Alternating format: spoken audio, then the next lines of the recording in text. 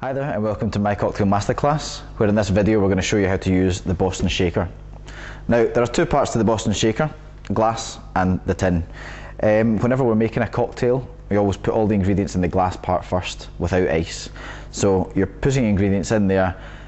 Some bartenders like to put the least expensive liquids in there first, just so that you're not wasting anything. If anything goes wrong, who knows what could go wrong, but still, if anything goes wrong, you can still pull out and save the most amount of money. But that's not the most essential thing. The most essential thing is that it goes in the glass part without ice. Once you've got all your ingredients in there that's to be shaken, you fill it up with ice, again right to the top, as much ice as you can fit in this Boston tin. That's how much you put in, because the more ice means the less dilution. Although this action will dilute the liquid a little bit, the main thing is to get it cold and to get it mixed. So that's what we're looking for, as much ice as you can fit into the glass once the liquids are in there. Okay, so once you've got your ingredients and your ice in there, you're going to take your tin, you're going to stick that on top, and it doesn't matter whether it's going straight up and down, so you've got a wee skirt going all the way around it, or whether you've got it with a straight edge and one edge open. Doesn't matter at all. All that matters is that it sits on top.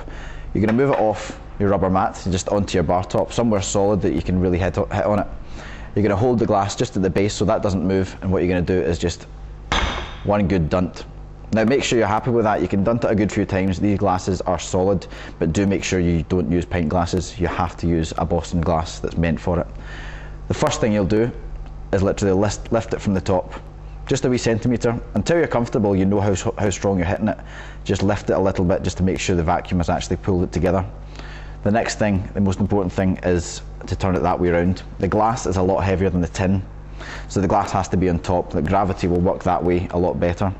It'll hold it together, and also liquids can fall out if there's anything there, whereas any liquids there are going to be caught inside it. Next, whether you're right or left-handed, you decide which way you're going to hold it. I'm right-handed, so I would have my right hand on the glass and left hand on the tin. If you're more comfortable holding it either end, or just right in the middle like that, whatever comfortable, you do it your way. I like doing it that way where it overlaps just slightly. Choose a shoulder, you're going to hit it over, and you're just going to bang that back and forward.